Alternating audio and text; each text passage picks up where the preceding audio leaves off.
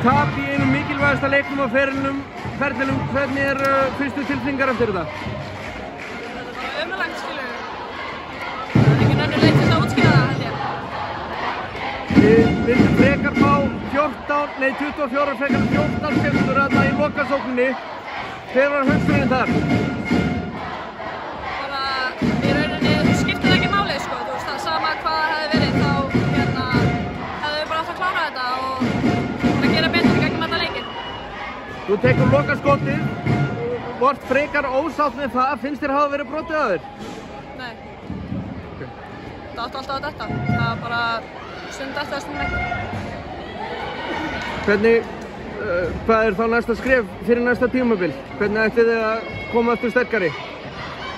Við bara ræðum það eftir, þú veist, við ætlum bara að taka við silfrinu fyrst og svo bara sjáum við hvað gerist.